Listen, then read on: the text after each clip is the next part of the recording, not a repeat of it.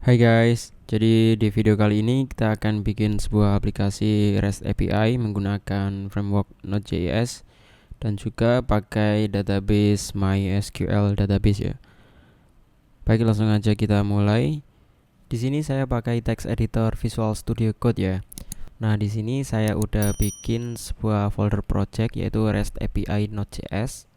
Nah, untuk REST API itu sendiri fungsinya itu nanti kita agar bisa dapat berkomunikasi dengan suatu database dari berbagai platform ya. Jadi misal kita punya aplikasi mobile, kita mau akses database atau kita pakai website atau aplikasi desktop kita mau akses ke database itu kita bisa menggunakan REST API ini sebagai penjembatan antar database dengan platform-platform yang digunakan.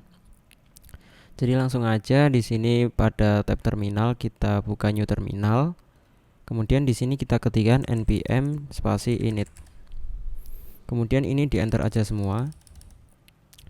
Udah selesai, kemudian si file package.json ini muncul ya. Dan isinya seperti ini. Kita close terlebih dahulu. Kemudian kita melakukan proses instalasi untuk package yang kita butuhkan atau library yang kita butuhkan. Yaitu caranya adalah npm spasi install spasi nama-nama library yang kita butuhkan, yaitu kita butuh express, kemudian kita butuh body parser, kemudian kita butuh course, kemudian nodemon, dan juga MySQL untuk database-nya ya. Nah, ini proses instalasi sedang berjalan, dia lagi download untuk package-package yang dibutuhkan. Kemudian selagi ini melakukan proses instalasi, kita bikin new folder di folder project src. Ini udah selesai ya. Muncul ini file baru node modules dan juga package log.json. Nah, node modules ini adalah modules atau package yang barusan kita install tadi ya. Kemudian kita bikin new folder src atau src ya. Kemudian di dalam folder ini kita bikin file baru namanya index.js.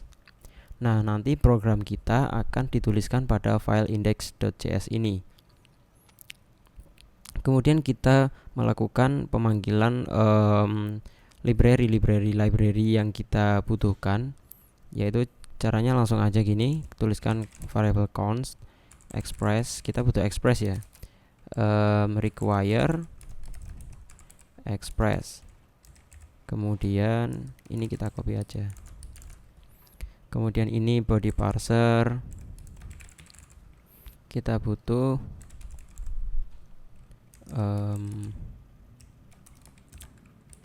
body parser. Kemudian ini course, kita butuh course. Kemudian di bawahnya ini kita tuliskan const app sama dengan express seperti ini ya. Kemudian di bawahnya kita tuliskan app.use course. Kemudian app.use express.json. Kemudian app.use body parser .url encoded, kemudian extend true seperti ini.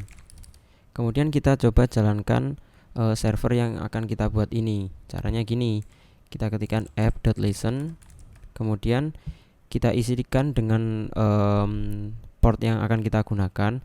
Kalau secara default, kalau ini kita kosongin, dia akan berjalan pada port 3000. Jadi servernya berjalan pada localhost dengan port 3000.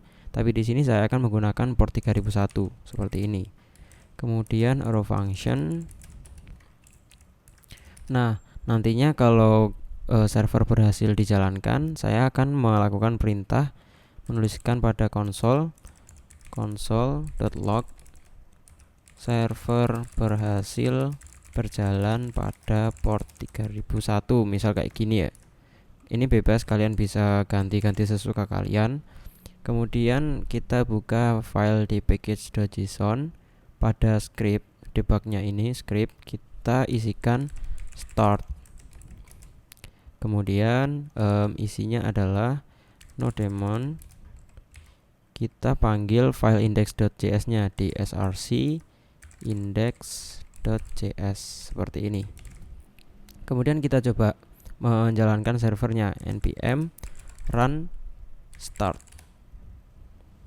Nah, dia berhasil berjalan pada port 3001 ya. Kita close dulu package.json-nya. Kemudian kita di sini kita akan melakukan transaksi data dengan database atau menghubungkan dengan database. Sebelumnya kita akan membuat database terlebih dahulu. Di sini saya pakai SAM ya untuk database-nya, server database-nya di sini pakai SAM. Kita start dulu MySQL-nya. Kemudian untuk DB editornya saya pakai MySQL Workbench. Nah, di sini saya akan membuat database baru, create schema. Misalkan namanya adalah REST API Node.js, gini, REST API Node.js. Kita bikin, kemudian udah selesai. Di sini muncul pada kolom table ini kita create table. Namanya misalkan di sini kita akan melakukan pengisian pembacaan pada table user. Kemudian di sini kolomnya kita isi user ID. Dia integer, dia primary key ya. Kemudian auto increment. Kemudian di bawahnya user name, user email, user password. Ini not null semua ya. Kemudian langsung aja kita apply pada table, kita buka. Nah, ini user udah keluar. Nah, di sini kita bikin data pada tabel ini.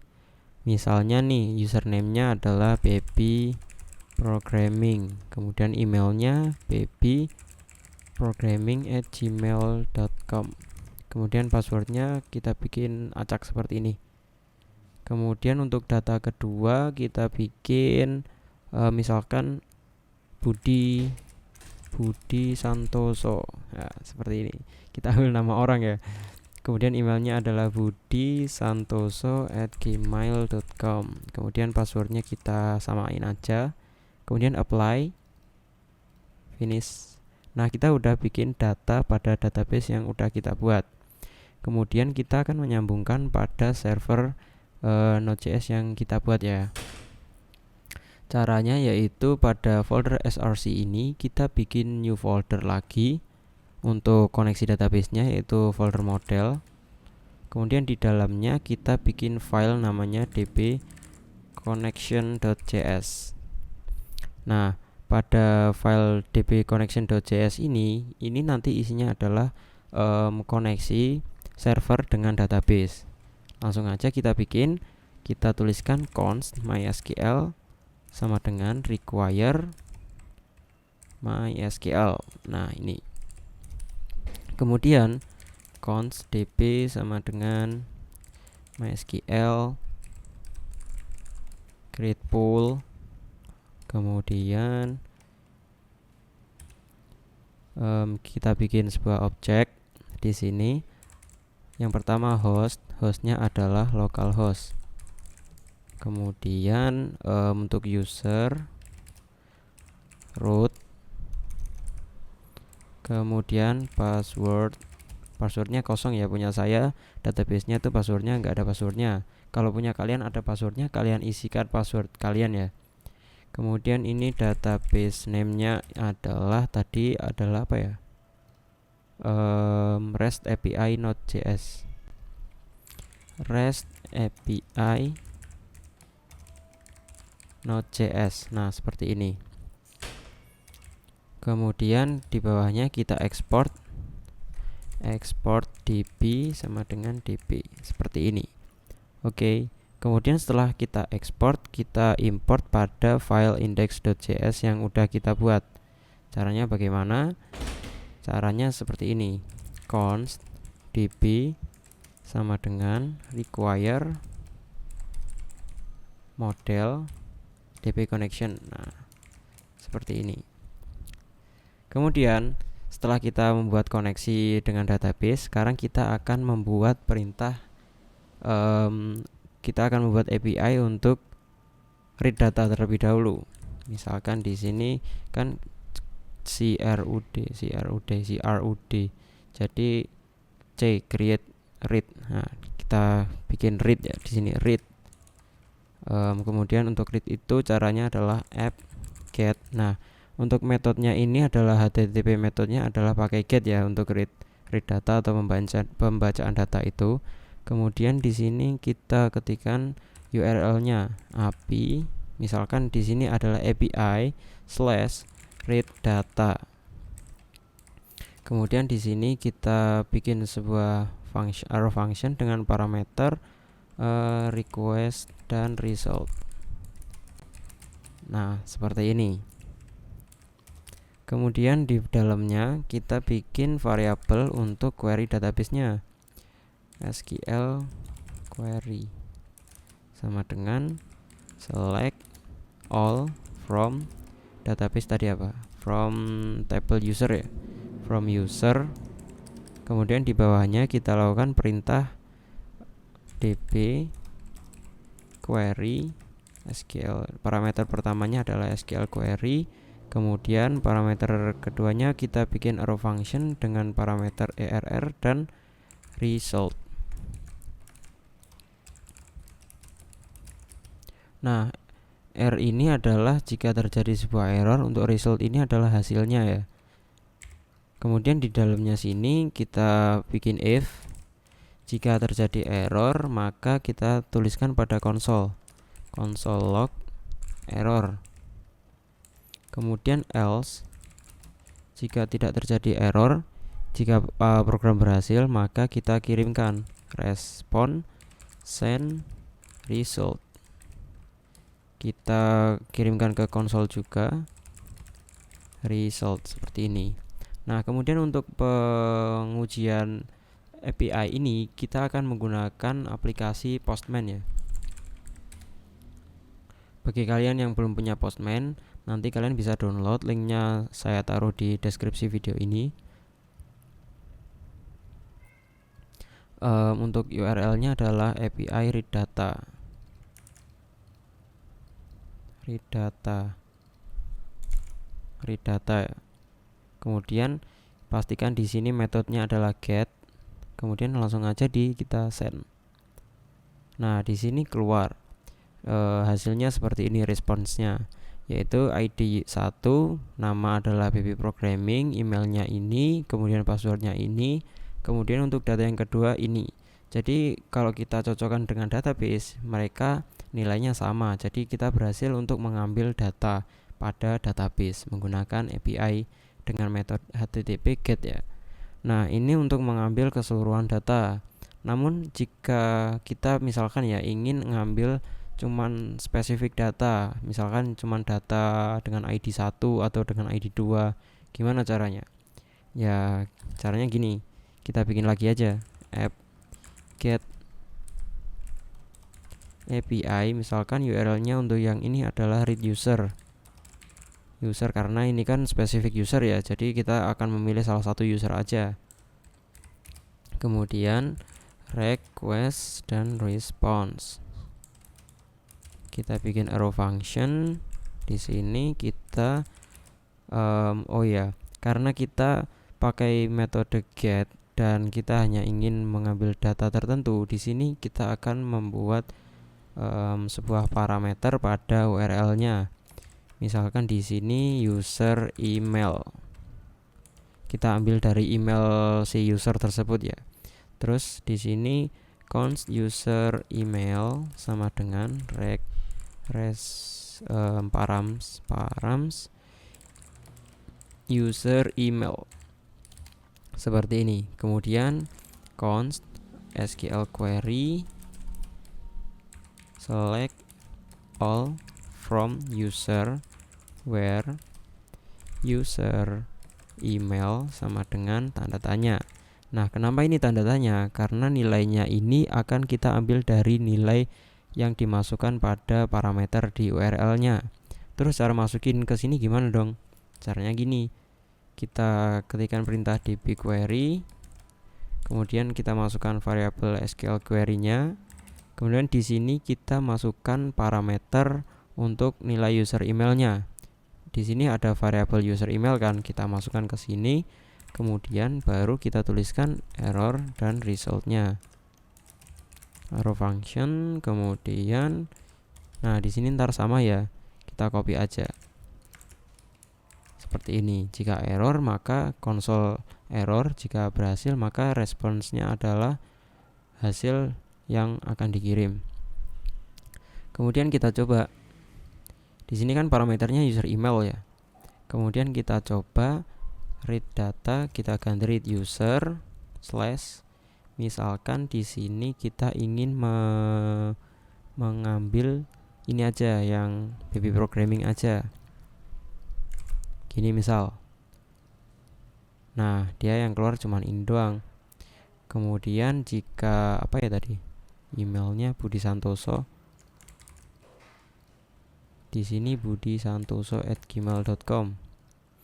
Nah, maka yang keluar adalah user ID 2 Budi Santoso aja. Jadi seperti itu. Jadi kita udah berhasil membuat read data pada REST API ini. Kemudian kita akan membuat create data.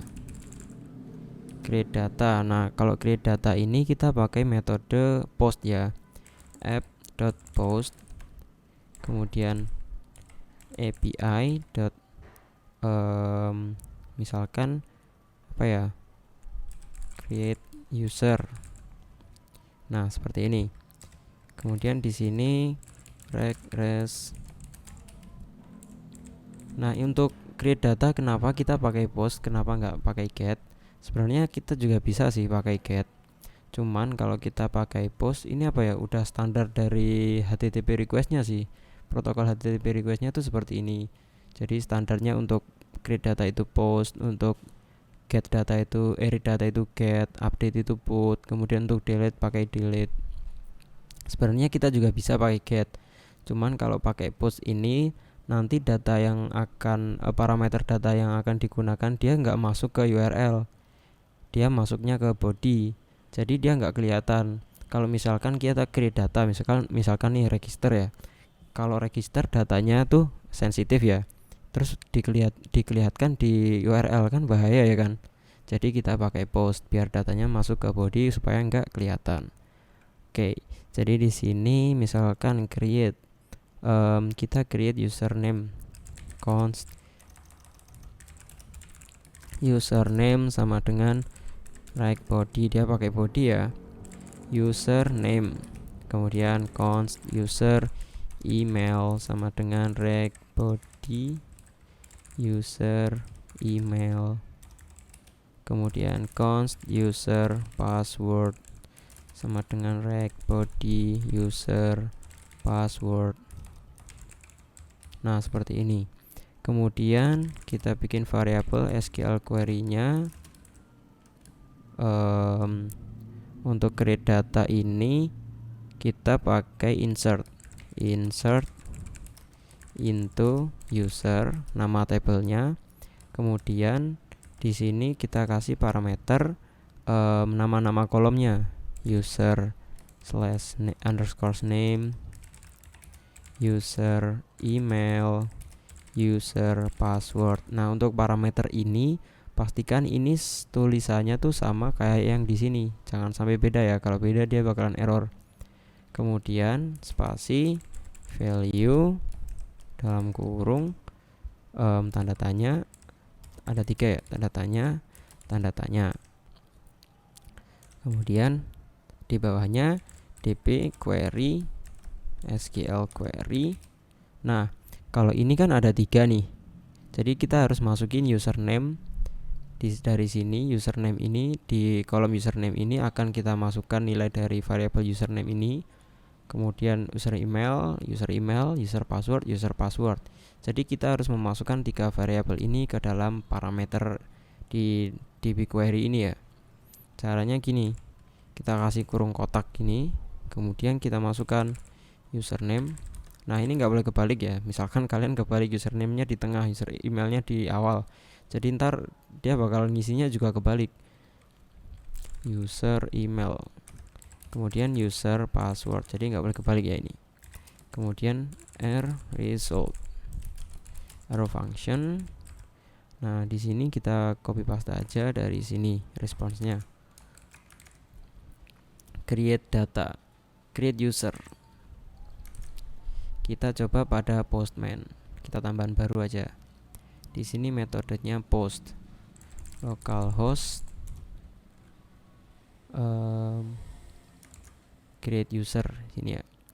Kemudian karena di post ini dia pakai body, kita buka di tab body, pilih yang xww from URL encoded ini. Kemudian di sini untuk key ini adalah properties dari body yang akan digunakan, yang akan dipakai ya. Di sini kan username kita copy aja biar sama, soalnya kalau beda dia bakalan error ya. User password.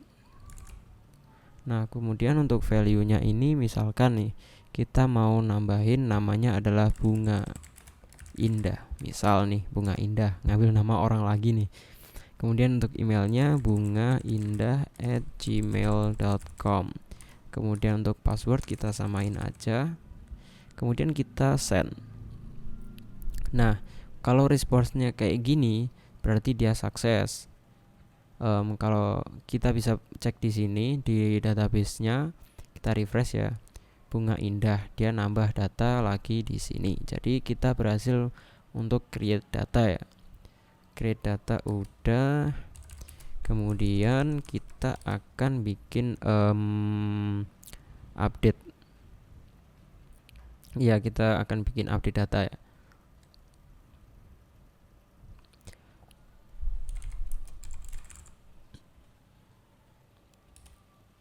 Nah untuk update data ini kita pakai metode put, app.put, URL-nya misal nih API, kemudian update user. Kemudian di sini kita kasih res parameternya, kemudian arrow function. Kemudian di dalamnya di sini kita misalkan nih ya, ini untuk mengupdate nama aja deh, username aja yang mau kita update, username sama password. Const username sama dengan body username. Jadi kalau put ini dia sama kayak post ya, dia pakai body. Kemudian kita bikin lagi const user password body user password. Nah untuk put ini kita misalkan ya, contohnya ini kita hanya ngubah nilai dari username sama passwordnya aja. Jadi untuk ID sama emailnya kita biarin nilainya tetap, supaya emailnya tuh bisa buat acuan nanti untuk data mana yang akan kita ganti. Kemudian kita bikin variabel untuk query-nya, SQL query. Nah di sini update nama tabelnya user, kemudian set user name sama dengan tanda tanya gini, kemudian user password sama dengan tanda tanya, where user email sama dengan tanda tanya. Jadi acuan kita adalah di user emailnya. Oh ya, berarti kita tetap butuh user email dong di sini. Const user email.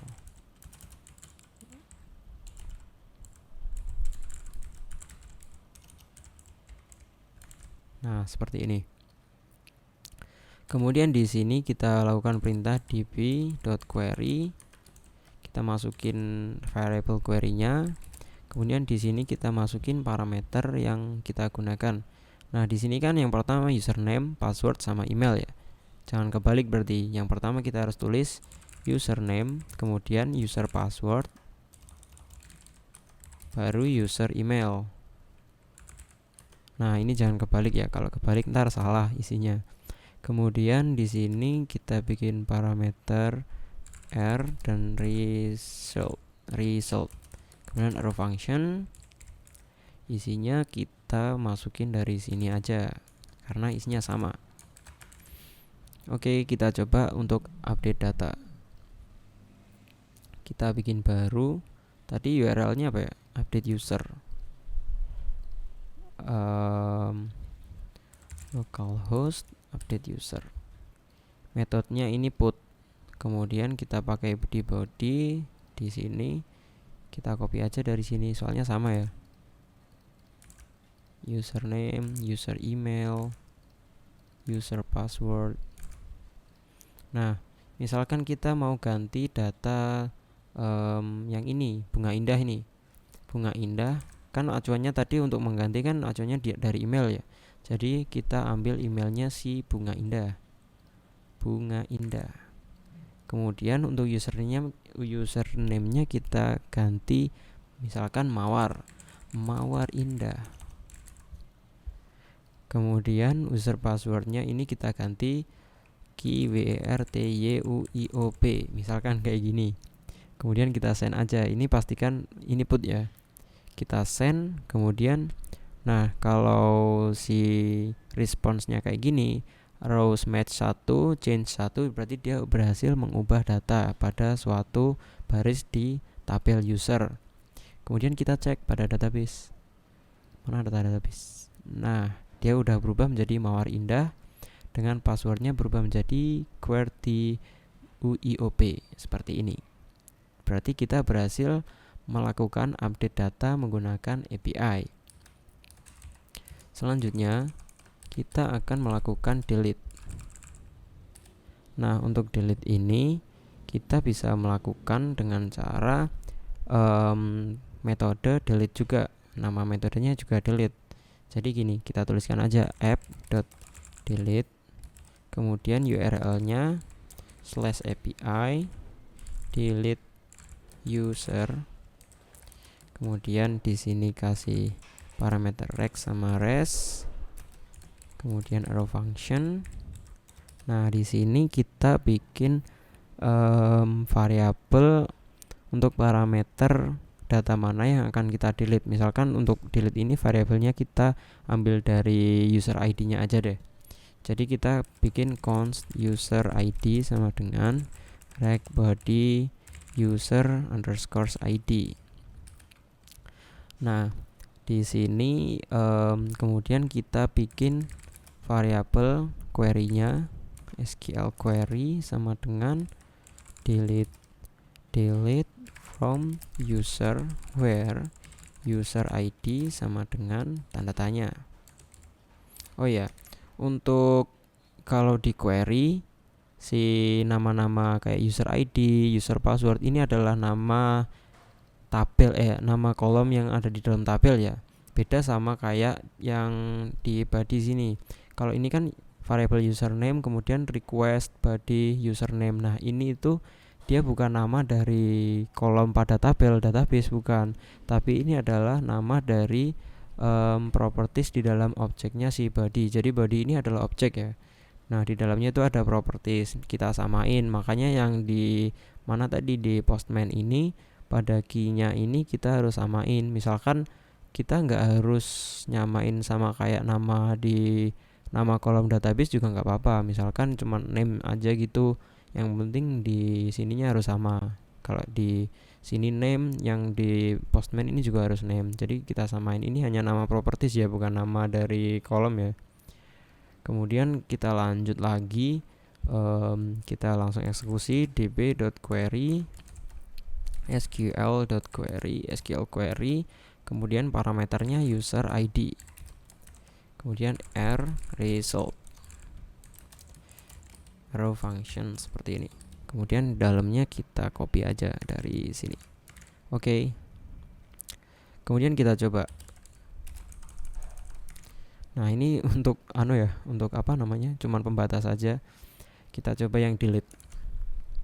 Kita coba delete. Kita pakai new localhost delete user. Nah, pastikan metodenya pakai delete ya. Kemudian dia pakai di body. Di sini kita tuliskan user ID.